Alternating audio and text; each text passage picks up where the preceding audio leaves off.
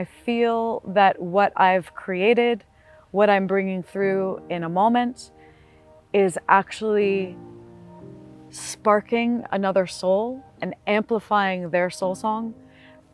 I know I'm just getting chills. I know I'm in my creative dharma. I know I'm fulfilling what I'm here to do.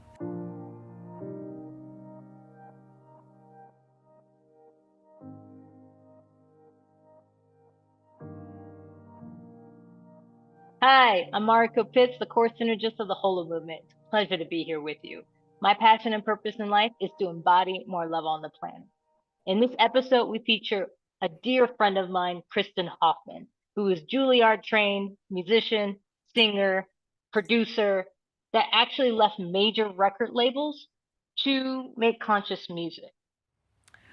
My purpose in the world, my mission, is to use sound, frequency, and resonance as a vehicle for awakening, for connection, for love, for light. I'm very clear at this point that I am here to be an amplifier. And what do I mean by that? I'm here to open up spaces of sound that help amplify everyone in the space. And I love that idea that I'm using sound to literally turn up the dial, help others turn up their dial so that they can remember their own soul song. And when I see that happening, when I feel that what I've created, what I'm bringing through in a moment, is actually sparking another soul and amplifying their soul song, I know I'm just getting chills. I know I'm in my creative dharma. I know I'm fulfilling what I'm here to do. So every interaction, every time I'm playing, this is the lens that I'm looking through. How effectively have I opened up a space? How much have I gotten out of my own way so that I can really be a conduit for spirit, for divine, however you want to look at that, for my highest self? And then how well am I listening to that message? How well am I listening to every person in a space? And when all of those ingredients happen, it's pure magic. It's the mystery of what we're doing here. It's the mystery of my life. It's that great mystery that's unfolding. And I'm here to be an explorer of the mystery. Finding my purpose was a really beautiful and almost destined path, I think. From a very early age, I knew that music was part of my soul path. I grew up in opera. I grew up following, I would say, the path that's carved out to, get a record deal, be in the music industry.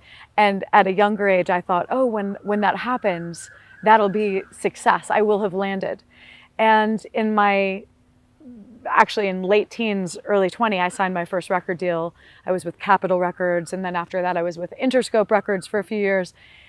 And I learned a lot there. It was filled with many incredible experiences. And I also learned that there is a definite cap in those worlds in terms of how far I could explore what I've been sharing, my connection to spirit and using sound as a vehicle for awakening. There's a cap.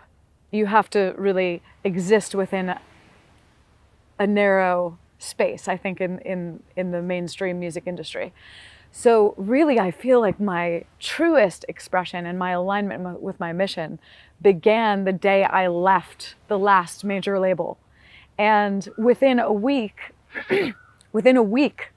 of parting with Interscope, I got a call from someone who was working with an organization called Songs of Love, which is kind of like Make-A-Wish for children, but with music. So children who are going through very challenging healing experiences. I don't like to use the word terminal because I think nothing's terminal, but healing challenges. They wished for a song. And I suddenly, over the next few years, wrote and produced 170 songs for individual children through that organization. And I realized, wow, the power of music just in this process of creating this piece for this child who is going through such a challenging time, and then seeing their letters and their pictures and how much they love their song. It was just like, whoa, here we go. And from that point on, I started really studying sound healing and teaching others about connecting to their voices. And it was a whole exploration that began. I have to say, the fact that I learned how to produce and engineer in a studio setting at a very early age has been one of the most incredible assets that I've personally had on my journey, because I've been able to weave and work with creating theme songs, experiences of sound with so many different organizations.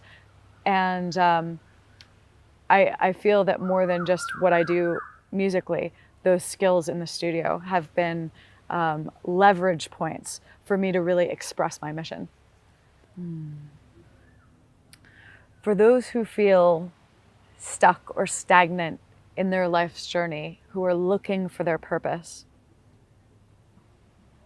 I would say, firstly, do your very, very best to let go of that voice that says, oh, it's going to take a long time to find it. Oh, I may never, the fear voice.